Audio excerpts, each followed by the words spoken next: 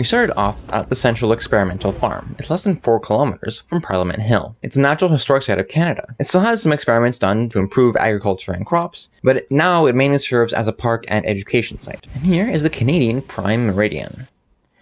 Around we have some preserved buildings. And a sundial, of course. Now we're on the way to the Agriculture and Food Museum. This is Dowd Lake. We got some geese.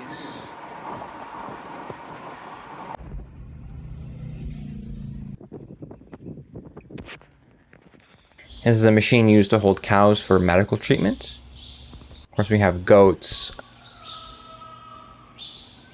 turkey, and here we have a sign explaining all about the pork industry in Canada. There's also an exhibit indoors about aquaculture, that's farming seafood. Accessibility is again a focus, with this section accessible to the blind.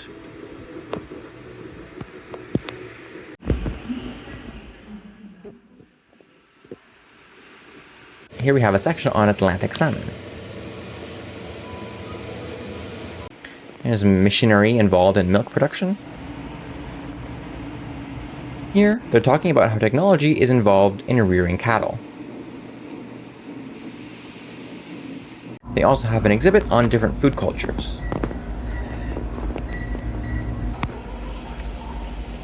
Here's an early electric stovetop. And this is an exhibit on the Métis. Luckily for me, there is a bus on weekends that'll bring me downtown. But one of them just didn't show up, so I had to wait half an hour. And by that point, there was no faster way for me to get in town. I had to wait. The walk to line 2 would have been too long. The bus is completely empty, no surprise. And now I'm at the War Museum. Here's a Canadian Roll of Honor for veterans. Brought to you by Empire Smoking Tobacco, of course.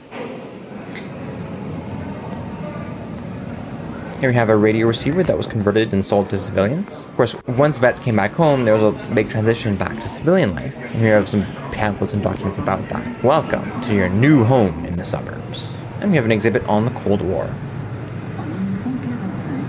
This so-called teddy bear suit was worn by pilots in training aircraft, since most of those had no heating. Some of them were open cockpits. Here is Hitler's car. And on the O train I go to the Natl Gallery. This is North Shore, Lake Superior. This is Chromatic Accelerator. It certainly is a beautiful gallery.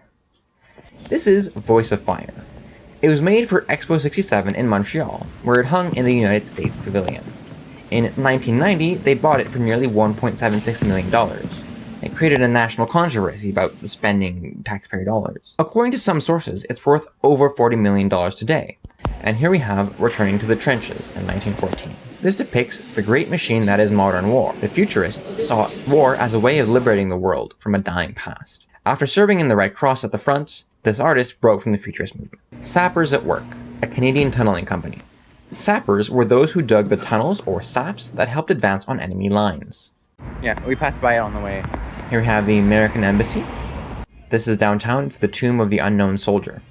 Here we have Chateau Laurier, a fancy hotel downtown. It starts at $245 a night from what I've seen. And of course, here's Parliament. These are the famous locks on the Rideau Canal. Weather permitting, you can skate on the canal in the winter. And now we have to get home. The last train had already left by the time we planned to be done, so I booked tickets on Tour Express. It's a van that seats 9 passengers. It leaves at 10:15 p.m. from Ottawa.